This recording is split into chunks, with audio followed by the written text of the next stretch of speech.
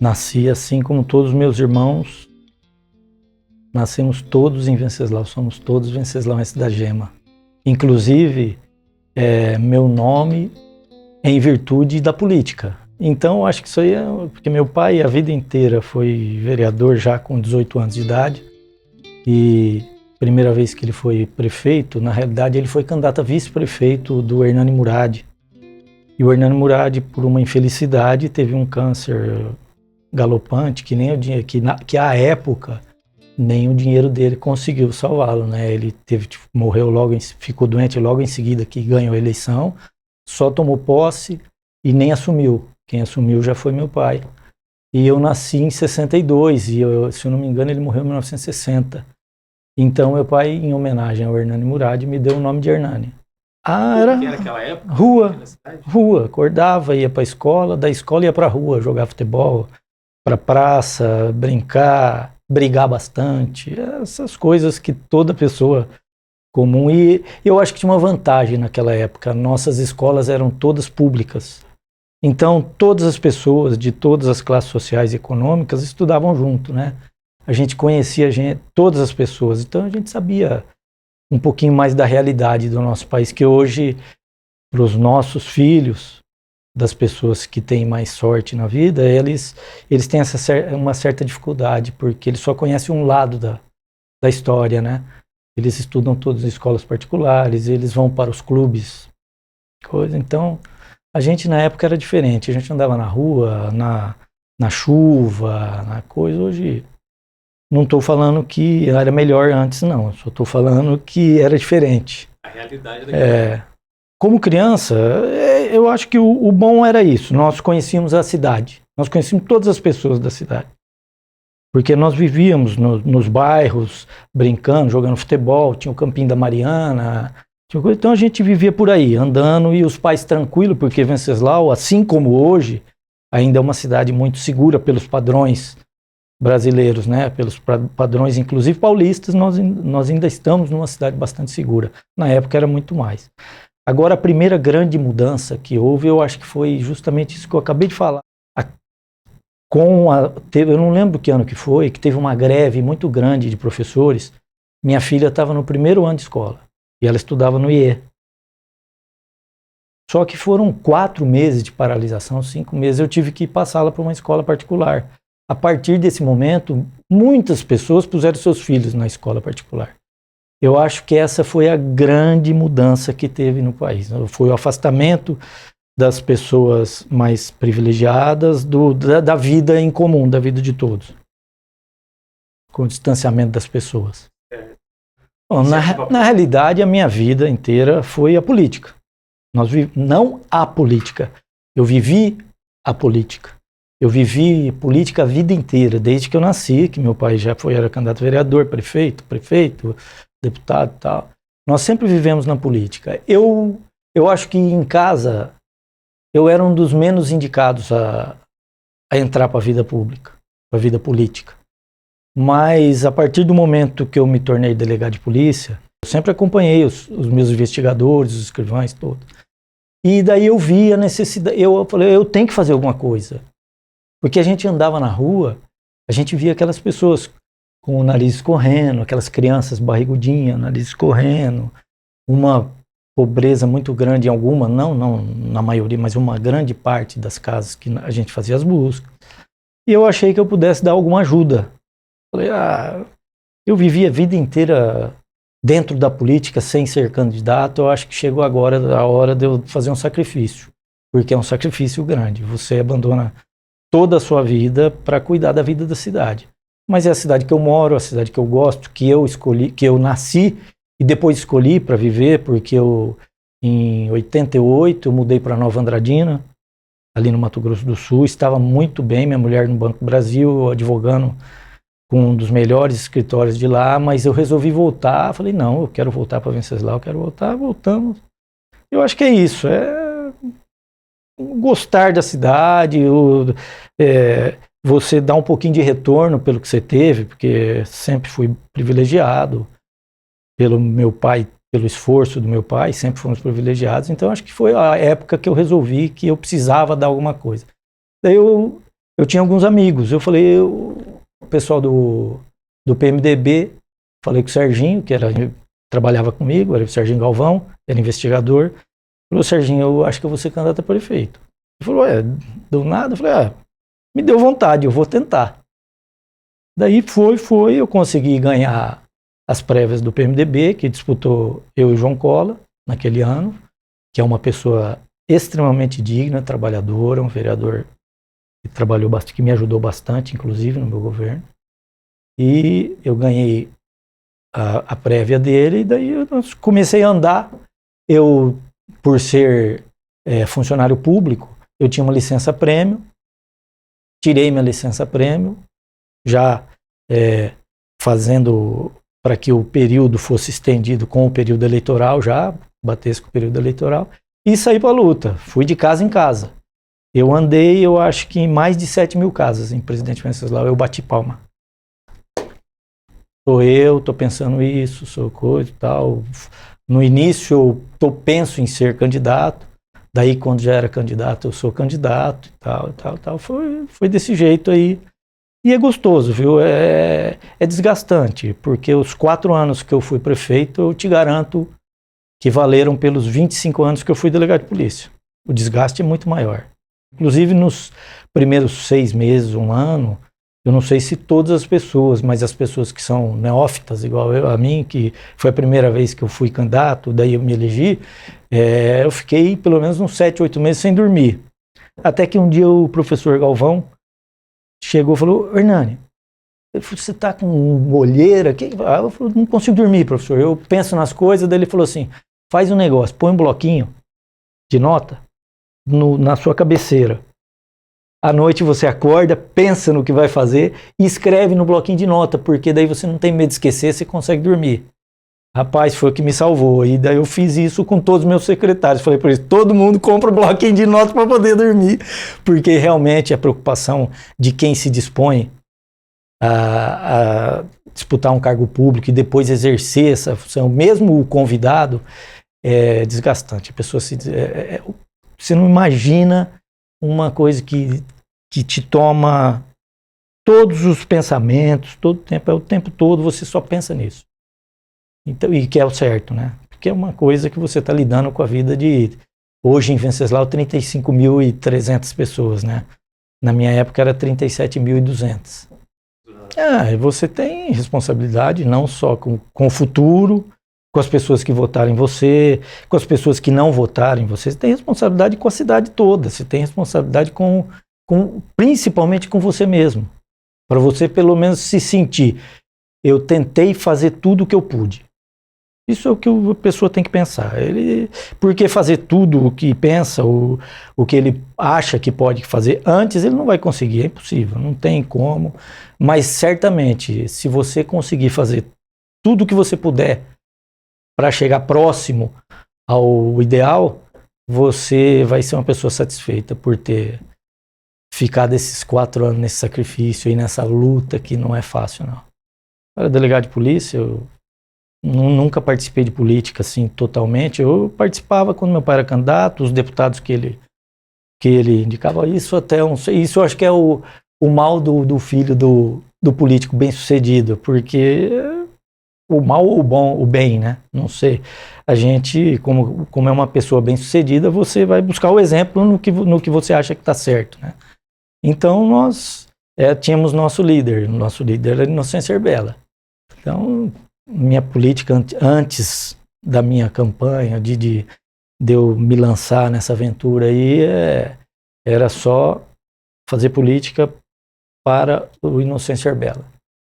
Eu sempre pensei, como eu vim da polícia, coisa de fazer uma melhora humana. Meu mandato tinha que ser centrado na melhoria humana da população venceslauense. Então, a primeira coisa que eu pensei foi que eu sou prefeito, eu não sou o dono do município. Então eu terminei todas as obras que a gestão anterior tinha iniciado, algumas até que ela tinha conquistado, não tinha iniciado. Terminei todas as obras e dei o crédito a ele, a quem dei a César o que é de César. Dei o crédito contrariando manual do político, eu dei o crédito ao conquistador das obras, a pessoa que trouxe tudo, que foi o Ângelo César Malacrida, que foi o prefeito anterior a mim. Depois eu continuei centrando na educação, que eu acho que é o principal que vem trazer a melhoria para o ser humano. O ser humano só vai realmente ter todas as noções do que é uma comunidade, poder se defender, e quando ele tiver uma educação boa, ele poder escolher, poder saber ler e entender o que ele lê, ouvir, entender o que ele ouve. Então, centramos bastante na educação e para isso eu precisei fazer obras. Eu fiz 3 creches novas e reformei todas as escolas municipais, todas, sem exceção, foram melhoradas para que desse mais condições para os alunos, né? E obras de infraestrutura no município, duas grandes que nós fizemos, as mais importantes, foi as galerias abertas aqui do na divisa do Nico Moré com o Eldorado e no Ipanema, no Jardim Ipanema. E conseguimos também, na parte da infraestrutura, que eu acho que essa é a conquista maior de todas, foi o tratamento de esgoto. A verba para que construíssemos a Lagoa Sul e a Lagoa Norte de tratamento de esgoto de Presidente Venceslau com o governador Geraldo Alckmin. Foram 20 milhões à época, que nós conseguimos muito, depois de muita batalha, suando, e ele concedia, daí chegava lá o secretário de Meio Ambiente, era do Partido Verde, não era do partido dele, enrolava e coisa, até que um certo dia o governador esteve em Venceslau, ali na Associação Comercial, fez um discurso falando que ele estava fornecendo para Venceslau, e era uma época que a Sabesp tinha um lobby muito grande para que as cidades que não eram geridas pela Sabesp vendessem o tratamento para a Sabesp. Mas mesmo assim ele falou, não, eu vou arrumar para você, o Herbela, da Herbelinha, ele me chamava de Herbelinha. Herbelinha, vou arrumar para você. Daí veio aqui na Associação Comercial, fez um discurso lá, e veio. E não vinha assinatura do contrato, o contrato não vinha. Um dia eu liguei para o secretário de Meio Ambiente, que era do Partido Verde, eu falei, eu quero falar com o secretário. Atendeu a secretária do secretário. Ele não está, que ele está na rua, está tendo uma coisa e tal. Você pode adiantar para mim? Eu falei assim, mas eu gostaria de falar com ele. Não, mas eu falei, tá bom, eu vou adiantar. Quem que manda no governo? É o governador ou é o secretário de Meio Ambiente? Porque ele veio aqui na minha cidade, fez um discurso, falou que ia fazer um contrato para construir aqui, que ia fornecer toda a parceria e tal, e vocês aí no contrato nunca ficar pronto. Ela pegou e falou, não, peraí que eu consegui ligar para o secretário. Daí ela ligou para o secretário, uma semana depois estava assinando o contrato lá. Então essa daí eu acho que foi a principal conquista. Não consegui realizar a obra, porque uma obra de 20 milhões é uma obra grande para o nosso setor de engenharia, né? Então nós fizemos a 2 mãos com o DAE, com a Secretaria de Meio Ambiente, onde o DAE é a quem ele responde. Daí nós fizemos as 2 mãos tal, e demorava, porque ia, voltava, fazia um projeto aqui, outro projeto lá, tal. E passamos o próximo prefeito, que foi o Jorge Duran, ele conseguiu fazer a licitação, eu não consegui fazer a licitação, ele fez a licitação e inaugurou a Lagoa Sul. E depois deu início à construção da Lagoa Norte, e quem inaugurou foi a atual prefeita, a Bárbara Wilson. Essa eu acho que foi, sem dúvida nenhuma, foi a principal realização, porque ela trouxe Venceslau para a modernidade. Hoje em dia nós não podemos falar de nada de progresso sem o meio ambiente estar envolvido, né? Em alguma área, em todas as áreas tivemos algumas coisas ali, a criação do CRAS, a construção do prédio do CRAS, do CREA, foi a implementação de algumas políticas de assistência social. Na saúde, que é uma luta, essa é a luta mais inglória que a prefeitura tem, porque nós temos os postinhos de saúde, Venceslau é muito bem servido. Venceslau, acho que, se eu não me engano, tem um a mais, agora são 10, né? 9 ou 10 postinhos de saúde. Na minha época tinha um a menos. Só que vinha R$9 mil para todo o postinho. Só que um postinho, só de funcionário, ele é composto, eu acho, de três enfermeiras, um médico e 6 ou 7 as pessoas que atendem na rua, coisa. Então, o dinheiro não dava para nada, né? A prefeitura que tinha que pôr no caixa da prefeitura, arrumar o dinheiro no caixa da prefeitura para conseguir, ou então pedir verba, fazer o famoso chapéu na mão nos governos, porque essa é uma das injustiças que se cometem com os prefeitos. Agora eu vou defender os prefeitos aqui, porque nós recebemos da arrecadação total da União, na minha época era 2% do que se arrecada. Só que nós somos responsáveis a partir de 15, 20 anos atrás, nós somos responsáveis pelo ensino básico.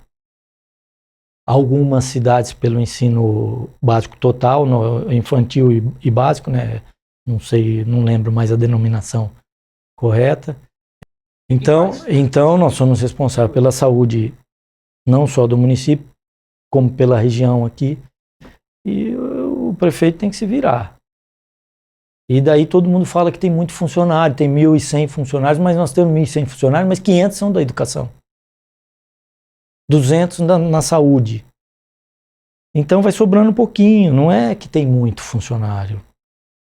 Nós podemos ter até um ou outro que não trabalha muito, assim como em todos os lugares onde eu trabalhei, onde você trabalha, lá na sua loja, em todos os lugares, sempre vai ter uma pessoa ou outra que não produz o que todo mundo acha que é o certo, né?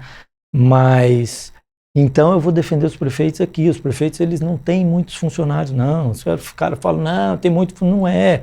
É que foi passado para o município muitas responsabilidades e não foi passado o dinheiro.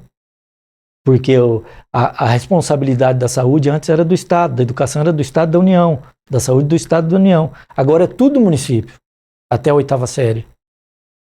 Então você vê, imagine aí o tanto de gasto, você que gosta de educação e está sempre envolvido aí com a área de educação, você sabe o tanto de gasto que tem. Então as pessoas falam, não, mas não é assim. Os prefeitos, eles sofrem bastante, eles têm que trabalhar bastante. Então, vão ter os bons, vão ter os ruins, como em tudo na vida, não tem. Vão ter as pessoas bem intencionadas, vão ter as pessoas que não são tão bem intencionadas, mas isso aí é do ser humano.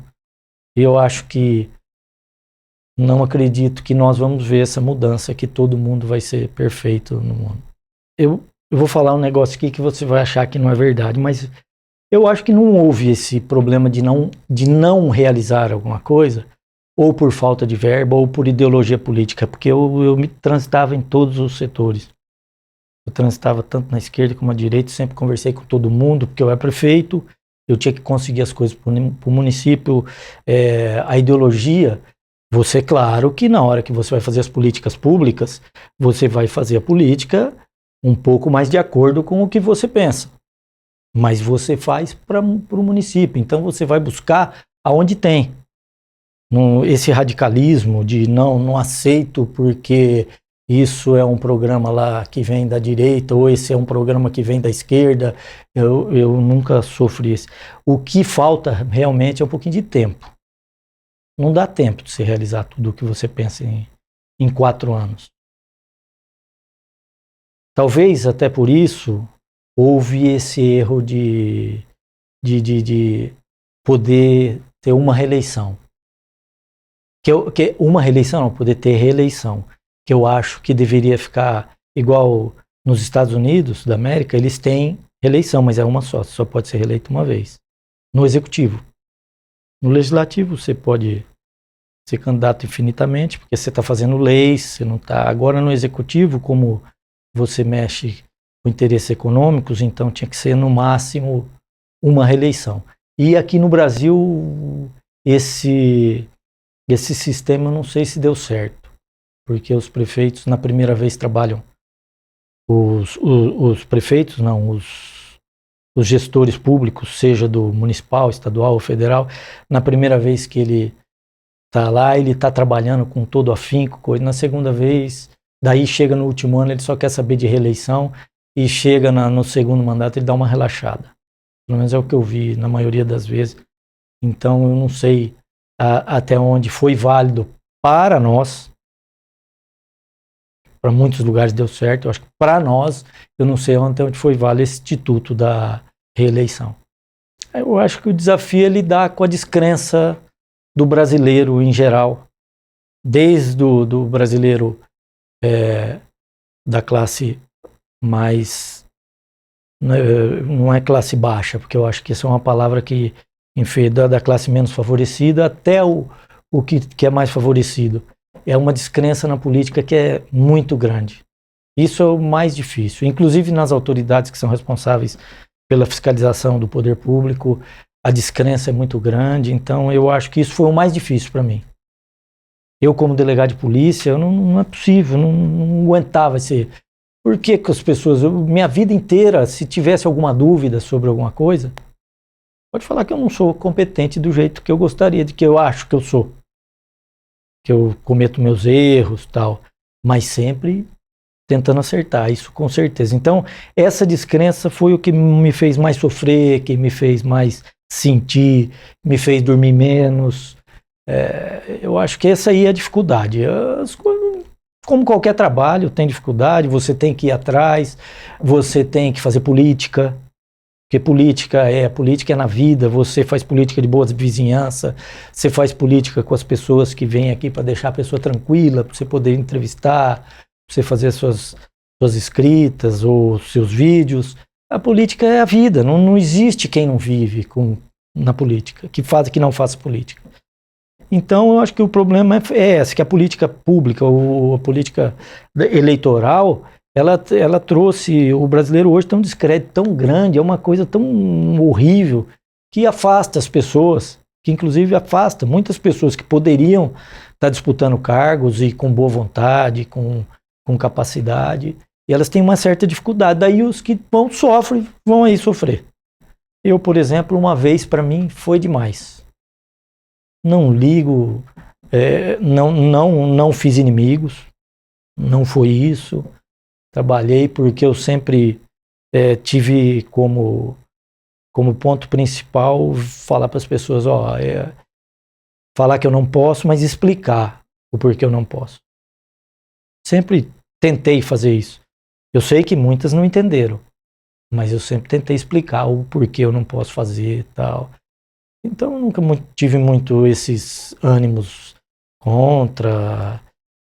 Se não for o problema maior foi esse, enfrentar o descrédito, que é duro. Você vive de um jeito, depois você vai e tem, nossa senhora, é uma tristeza. Eu fico triste com esse descrédito que o político tem hoje em dia, porque o político é um ser comum do povo, é o delegado, é o comerciante, é o advogado, é o investigador, é o escrivão, é uma pessoa comum do povo, que se submeteu ao crivo eleitoral, que foi lá, pôs umas propostas, tem dentro, isso eu tenho certeza, que qualquer pessoa que se disponha a disputar uma eleição, ele vai com a vontade de fazer, de impor melhorias, né? De conseguir fazer melhorias que ele acredita que seja possível. Ele pode até não conseguir, mas que ele tem essa vontade, que ele vai pensando nisso, eu tenho certeza que a grande maioria vai. Então é isso daí. E daí você chega num descrédito total, rapaz. Você vê tanto descrédito que as propostas que você recebe, nossa, é uma coisa suja. Daí você vai se desanimando. Então, para mim, eu acho que, e além do que, eu acho que a pessoa foi uma vez, ele perde um pouquinho da criatividade. Perde mesmo. É um lugar que é o contrário dos outros, porque quanto mais experiência você tem em qualquer ramo, você vai fazer melhor. Quanto mais experiência você tem na política, quanto mais você acha que sabe mais que os outros. Eu acho que é muito poder, e o poder inebria as pessoas. Então, quanto mais tempo você fica na política, você vai tendo certeza que você sabe mais sobre tudo. Esse é o principal problema que a gente tem que enfrentar. Com você mesmo, né? Esse é um problema que é com você mesmo, que você tem que lutar o dia a dia para não ficar desse jeito. Eu acho que Porque eu fui um esportista a vida inteira. Eu já joguei basquete, já joguei futebol, já lutei judô, já joguei vôlei, corri, fazia atletismo na minha época e sempre perdi, eu sempre fui médio. Então o principal na minha vida não é o ganhar ou perder, é lutar. Sempre aprendi que você tem que lutar, não interessa se você vai ganhar ou vai perder, se você tiver um ideal, uma ideia, você tem que lutar, tem que tentar fazer, correr atrás. E eu acho que pelo meu ideal para mim, eu já fiz minha parte. Agora tem que ser outra pessoa. Eu acho que a dificuldade de todo prefeito é a burocracia. Justamente por essa falta de credibilidade, a burocracia é muito grande. Porque eu não sei se é válido ou não, eu não sei se melhora ou não. Na minha visão, não melhora essa burocracia tão grande. Porque sempre, quanto mais burocracia, mais meios para burlá-la existe, né? A gente consegue criar. Então eu acho que falta um pouquinho de liberdade, falta as pessoas acreditarem nas pessoas que eles estão votando para gerir a cidade, para gerir o estado. Tem que ter um pouquinho mais de credibilidade, tem que ter um pouquinho mais de liberdade para governar. Porque senão é impossível. Você vai chegar um momento lá que não vai precisar ter prefeito, põe lá no computador, o computador estuda as coisas, faz aquelas contas que eles fazem lá, parece que eles numerinham, tal, vai. Isso aqui está precisando de esgoto. Isso aqui está precisando de coisa. Vamos fazer e pronto. Então o ser humano vai ficar meio indispensável na gestão pública. Porque a desconfiança é tão grande que não tem liberdade. Com certeza, se nós tivéssemos um sistema de contratação mais maleável, as obras nossas seriam mais baratas, mais ágeis e da maneira que você imagina que os seus técnicos planejam. Porque tudo tem que ser, você vai conseguir um negócio no governo, você tem que fazer do jeito que eles querem lá. É igual a escola, nós fizemos uma escola lá ela é a escola de ensino básico, lá no Campo da Mariana. Aquela escola veio R$700 mil para a construção dela. Nós gastamos 1.400.000 e pouquinho. Por quê? Porque eles fizeram uma escola suntuosa, uma escola cheia de concreto, com concreto aparente num monte de lugar e tal. Que na realidade, isso daí eu até acho bonito, legal. Mas em lugares onde você já tem uma infraestrutura mínima, né? Aonde você está construindo a infraestrutura, não é mais fácil você fazer um negócio mais simples e bem feito? Então é isso aí. A burocracia é tão grande que ela atrapalha também. A única coisa que eu tenho um pouquinho, que na minha reeleição, na tentativa de reeleição, eu tinha uma avaliação muito boa. Por todos os coisas de pesquisa, a minha avaliação era muito boa. E eu fui teimoso. Eu falava, não preciso fazer política igual eu fiz a primeira vez. Não preciso, porque é injusto. Trabalhei 4 anos que nem um doido, todo mundo honesto, não teve uma denúncia de nada, não teve um problema de nada. Arrumamos a educação, arrumamos tal e tal e tal, trabalhamos pra caramba, não vou fazer campanha. E daí aconteceu, eu perdi a eleição, né?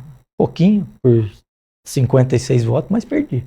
E perder, não estou falando que não aceito, mas não é gostoso, não como nada na vida é gostoso, né? Então, a única coisa que eu me arrependo foi isso. A gente tem que ter, qualquer pessoa que se dispõe a disputar uma eleição, seja a primeira vez, segunda vez, terceira, quarta, campanha é tudo na eleição. Campanha é tudo. Se algum de vocês estiver interessado em ser candidato, pensem nisso. Ou você vai disposto a fazer campanha até o último segundo, ou não disputa. Esse foi o meu erro. Mas de mais curioso, eu acho que as propostas. As propostas que são feitas, inclusive por pares. Porque geralmente os programas de governo, eles são direcionados, em algumas áreas são direcionados para certo, não é que é para não burlar totalmente a lei de licitações, eles são parcialmente direcionados para certas empresas, para certas coisas, né? Tem um certo direcionamento. E daí, pelo número de prefeitos da região, de gente e tal, as vantagens são maiores ou menores. E daí você recebe algumas propostas, inclusive de alguns pais, essas coisas assim, que é duro. Que ainda mais eu na minha posição, né? Então, é um descrédito. Nós temos isso daí. Eu não entendo o que acontece com o brasileiro. Essa cultura de levar vantagem é triste, rapaz. Isso é uma das outras coisas que é muito difícil de levar. Porque todo mundo quer uma coisa individual. E nós temos que ter ganho o todo. A função do político é trazer ganho para o todo. É trazer o ganho para a comunidade. Mas se você falar isso, o cara acha que você é comunista. E não é. O maior exemplo disso é os Estados Unidos da América, que é o país mais capitalista do mundo. Lá você não consegue instalar uma rede de supermercado grande em uma cidade de menos de 30 mil habitantes, porque eles têm os conselhos municipais e o conselho não deixa entrar, porque vai destruir todos os pequenos empresários da cidade, eles não deixam. Então, são sistemas de produções que aqui a gente fala, isso daí é comunidade, é viver a comunidade. É você falar, não, o rapaz lá, ó, ele tá ruim lá, vamos ajudar ele. Viu? Porque se ele estiver bem, nós vamos estar melhor. Quem está bem vai estar melhor, sempre.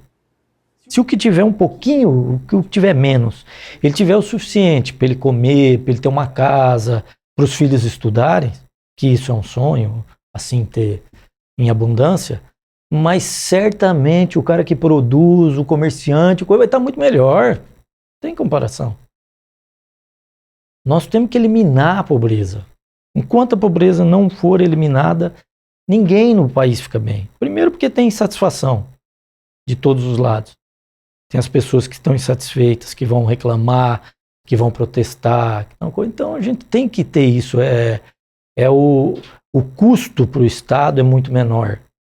Ajudar as pessoas menos favorecidas, porque quem é? Coisa não precisa de ajuda, o cara se vira. O cara vai num banco, pega um empréstimo mais baixo, menos.